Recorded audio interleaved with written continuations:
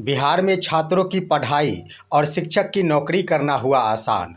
शिक्षक और छात्र दिन भर फोटो खिंचवाइए, छात्रों की हो गई पढ़ाई और शिक्षक की हो गई नौकरी, मिल जाएगा वेतन। दोस्तों नमस्कार, मैं हूं आपका दोस्त एसके चौधरी। बिहार शिक्षा विभाग के द्वारा एक बड़ा कदम उठाया गया है, जिसके तहत बिहार की शिक्षा को काफ़ी आसान बना दिया गया है। यह आसान सिर्फ शिक्षकों के लिए नहीं है दोस्तों, यह आसानी शिक्षक के साथ साथ छात्रों की पढ़ाई के लिए भी निर्देश जारी किए गए हैं। एक ऐसी व्यवस्था लागू की गई है कि सिर्फ दिन भर छात्र फोटो खिंचवा ले, छात्रों की पढ़ाई हो जाएगी। साथ ही शिक्षक विद्यालय में उपस्थित होकर दिन भर फोटो खिंचवा ले, उनकी नौकरी पक्की हो गई और महीने के अंत तक उनका वेतन उनके खाते में गिर जाएंगे।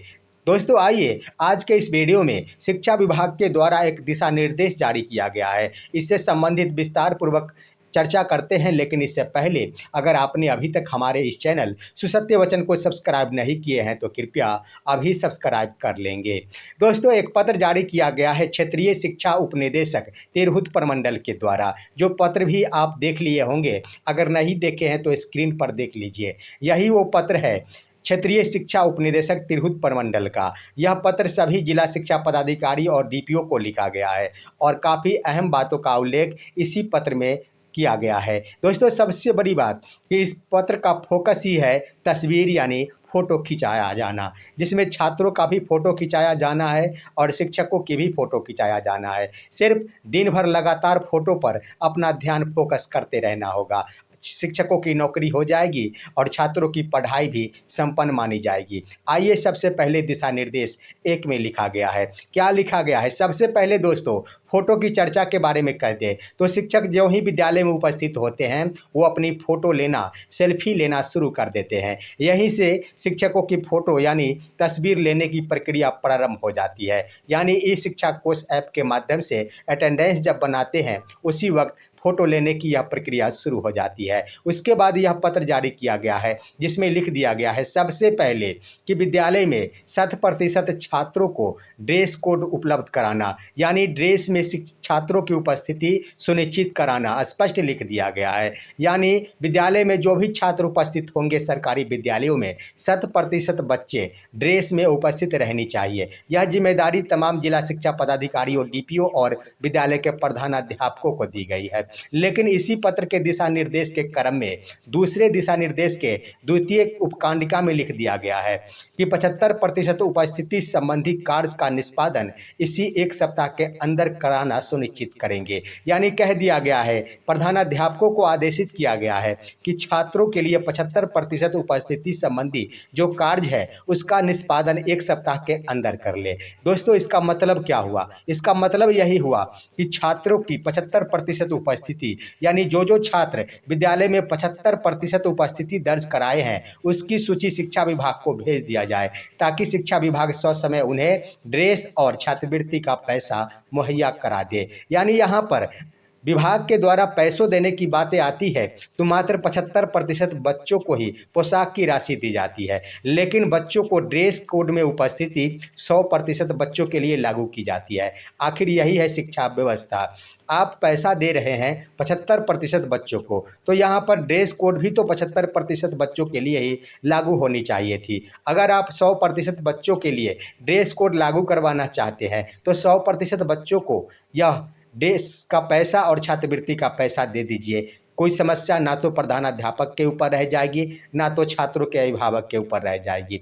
लेकिन अब आइए, यहीं पर बातें समाप्त नहीं होती है, सिलसिला जारी होता है तस्वीर लेने की। सबसे पहले व्यवस्था कर दी गई है छात्रों के ड्रेस कोड की। उसके बाद लिखा गया है चेतना सत्र में सभी छात्रों एवं शिक्षकों के समय का पालन कराना। यानी कहने का अर्थ हो गया कि चेतना सत्र के दरमियान छात्रों के साथ सभी शिक्षक समय का पालन करेंगे। यानी चेतना सत्र में सभी शिक्षक ससमय उपस्थित रहेंगे। और सबसे बड़ी बात कि इस चेतना सत्र का तस्वीर प्रधानाध्यापक के स्तर से लिया जाना है, जिसमें छात्र भी उपस्थित रहेंगे और तमाम शिक्षक भी उपस्थित रहेंगे। यह तस्वीर लेते हुए ई शिक्षा कोष ऐप पर इसे अपलोड कर देना है और कमांड एंड कंट्रोल सेंटर से जब फ़ोन आए तो उस पर फ़ोटो भेज देना है या फिर जो भी सवालें पूछी जाए उसका जवाब दे देना है। यहाँ पर फ़ोटो तस्वीर लेने की व्यवस्था शुरू हो गई छात्रों से संबंधित। शिक्षकों के लिए तो अटेंडेंस से ही शुरुआत हो गई थी। अब यहीं पर सिलसिला नहीं थम रहा है दोस्तों, सिलसिला जारी है छात्रों और शिक्षकों के फ़ोटो से संबंधित। अब ज्यों ही चेतना सत्र समाप्त होंगे उसके बाद सभी छात्र अपने अपने वर्ग कक्ष में प्रवेश कर जाएंगे। उस वर्ग कक्ष में जाते ही अब वर्ग शिक्षक वर्ग कक्ष में जाएंगे और वहां जाकर सबसे पहले सभी छात्रों का यह तस्वीर लेंगे, आगे से भी तस्वीर लेंगे और पीछे से भी तस्वीर लेंगे, यानी दोनों साइड का तस्वीर लेंगे। यही दिशा निर्देश जारी किया गया है इस पत्र में और यह फ़ोटो को ई शिक्षा कोष पोर्टल पर अपलोड कर देंगे। ये फ़ोटो लेने का सिलसिला जारी हो गया। यहाँ पर छात्रों की पढ़ाई भी प्रारंभ हो गई, यहाँ तस्वीर लेने के माध्यम से। सिलसिला यहीं पर नहीं समाप्त हो रहा है, आगे भी प्रक्रिया जारी है। उसके बाद पढ़ाई हो या फिर ना हो, इसकी तस्वीर नहीं लेनी है। शिक्षक ब्लैक बोर्ड पर या व्हाइट बोर्ड पर कुछ पढ़ा रहे हैं, बच्चों को कुछ सिखा रहे हैं या फिर नहीं सिखा रहे हैं, इसकी तस्वीर नहीं लेनी है, इसे छोड़ देनी है। शिक्षा विभाग ने इससे राहत दे दी है शिक्षकों को। लेकिन जब मध्याह्न भोजन हो उस वक्त कतार में बैठा देना है सभी छात्रों को और कतार के दोनों तरफ से तस्वीर प्रधानाध्यापक या फिर प्रधान शिक्षक द्वारा लिया जाना है और उस तस्वीर को ई शिक्षा कोष पोर्टल पर अपलोड कर देना है। यानी खाना खाते हुए बच्चों का यह तस्वीर अपलोड कर देंगे, उनका छात्रों का यह कार्य हो जाएगा, छात्रों की उपस्थिति दर्ज हो जाएगी मध्याह्न भोजन में। अब यहाँ पर दोस्तों ये सिलसिला यहीं पर थमने का नाम नहीं ले रहा है, आगे भी सिलसिला जारी है। उसके बाद भी मध्याह्न भोजन के बाद वर्ग कक्ष लगेंगे, छात्र और शिक्षक दोनों वर्ग कक्ष में जाएंगे। क्या पढ़ाएंगे, क्या लिखाएंगे, क्या छात्र हल्ला करेंगे, आपस में बच्चों के साथ लड़ाई करेंगे, इससे कोई लेना देना नहीं रह गया है। इसकी तस्वीर नहीं लेनी है, विभाग ने इससे मुक्त कर दिया है शिक्षकों को। अब जब छुट्टी की घंटी बज जाएगी उससे ठीक पहले बच्चों को नहीं छोड़ना है, बच्चों को तब तक नहीं छोड़ना है जब ग्राउंड में सभी छात्र एवं शिक्षक उपस्थित हो जाएंगे और एक बार फिर से सभी का तस्वीर ले लिया जाएगा, जिसमें छात्र भी उपस्थित रहेंगे और विद्यालय के सभी शिक्षक भी उपस्थित रहेंगे। एक बार फिर से उस तस्वीर को ई शिक्षा कोष पोर्टल पर अपलोड कर देंगे और उसके बाद छात्रों को घर के प्रस्थान को लेकर अलविदा कह देंगे। यानी हो गया दिन भर का यह फोटो संबंधी कार्य। यहाँ पर छात्रों की पढ़ाई भी हो गई और शिक्षकों की नौकरी भी हो गई। अब सवाल यहीं पर समाप्त नहीं हो रहा है, एक बार फिर से शिक्षक अपनी तस्वीर लेंगे, वो सेल्फी मोड में लेंगे। ई शिक्षा कोष पोर्टल के माध्यम से ही, इस ऐप के माध्यम से ही शिक्षक अब अपने अपने विद्यालय से छोड़ने संबंधी सेल्फी लेंगे, विद्यालय से आउट होंगे और वह स्वतः ही सेव हो जाएगा इस शिक्षा कोष ऐप में। तो इस तरह से शिक्षकों का यह सिलसिला तस्वीर लेने से संबंधित समाप्त हो गया दिन भर का। अब आइए, यही तो है शिक्षा विभाग का सिलसिला तस्वीर लेने का और तस्वीर के माध्यम से पढ़ाई और नौकरी का। अब आइए दोस्तों, इस पत्र के माध्यम से आगे भी उल्लेख किया गया है कि प्रतिदिन डीईओ और डीपीओ मिलकर विद्यालयों का जो भी इमेज होगा उसका निश्चित रूप से प्रतिदिन अवलोकन करेंगे और यह जानने की कोशिश करेंगे कि आखिर किस विद्यालय में चेतना सत्र में सभी छात्र के साथ विद्यालय उपस्थित नहीं है। साथ ही साथ कतारबद्ध के रूप में मध्याह्न भोजन खाते हुए बच्चों का तस्वीर अपलोड किया गया है या फिर नहीं किया गया है। उसके बाद प्रथम घंटी में छात्रों को दोनों तस्वीर से लिया गया तस्वीर अपलोड किया गया है या फिर नहीं किया गया है, इसका अवलोकन डीईओ और डीपीओ साहब प्रतिदिन करेंगे। इसी में लगे रहेंगे जिला शिक्षा पदाधिकारी और जिला कार्यक्रम पदाधिकारी। माना आपने शिक्षकों के लिए किया, तस्वीर के लिए किया, लगे हाथे शिक्षा विभाग को चाहिए था, क्षेत्रीय शिक्षा उपनिदेशक को चाहिए था कि कम से कम इसका भी तो अवलोकन करने का निर्देश जारी कर देते कि किस शिक्षक को आज तक यानी 8 महीने से कम वेतन प्राप्त हो रहा है, कम से कम इसका भी अवलोकन कर लीजिए। उसके बाद कौन से शिक्षक हैं जिनका वेतन विसंगति है, कौन से शिक्षक हैं जिनका एरियर यानी बकाया भुगतान अभी तक नहीं हो पाया है, वर्षों से यह पैसा लंबित है, इसका अवलोकन शिक्षा विभाग कब करेगी। लेकिन जब तस्वीर की बारी आएगी तो तस्वीर का अवलोकन प्रतिदिन करना शुरू कर देगी शिक्षा विभाग। हाय रे, यही तो है शिक्षा विभाग का दिशा निर्देश। अब आइए हम बातें करते हैं, इसी दिशा निर्देश में अन्य भी बातों का उल्लेख कर दिया गया है कि जो भी विद्यालय जीरो अटेंडेंस यानी छात्रों की उपस्थिति जीरो और शिक्षकों की उपस्थिति जीरो हो, सबसे पहले इसका समाधान करेंगे और लगातार यह पुनरावृत्ति होती है तो इस संबंधित विद्यालय प्रधान के ऊपर कृत कार्रवाई करेंगे।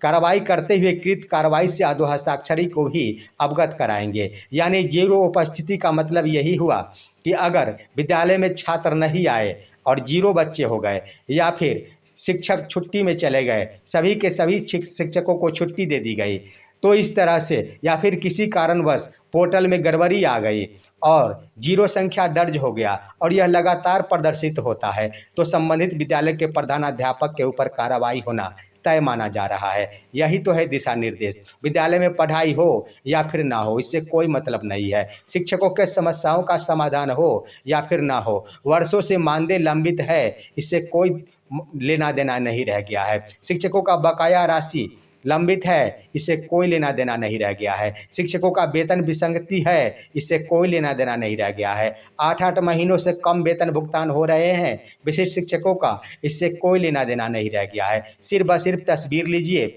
और तस्वीर के माध्यम से अपलोड होते ही छात्रों के विद्यालय में हो गई पढ़ाई और शिक्षकों की हो गई नौकरी, मिल जाएगा माह के अंत में वेतन। दोस्तों, यह व्यवस्था लागू की गई है शिक्षा विभाग से, लेकिन मैं कहना चाहूँगा यह प्रक्रिया आखिर कब तक चलेगी, क्यों चलेगी? तस्वीर ही मायने रखता है क्या? क्या शिक्षकों पर शिकंजा कसने या फिर छात्रों की पढ़ाई 100% सुनिश्चित हो, इसके लिए कोई अलग प्रावधान नहीं है क्या? सिर्फ तस्वीर से यह स्पष्ट हो जाएगा क्या कि छात्रों की पढ़ाई विद्यालय में हो रही है? क्या तस्वीर से यह स्पष्ट हो जाएगा कि एमडीएम में चोरी नहीं हो रही है? क्या तस्वीर से यह स्पष्ट हो जाएगा कि शिक्षकों की उपस्थिति विद्यालय में नहीं है? नहीं, वाकई नहीं। शिक्षक ऐसा अगर मन से चाह लेंगे तो कदापि संभव नहीं है।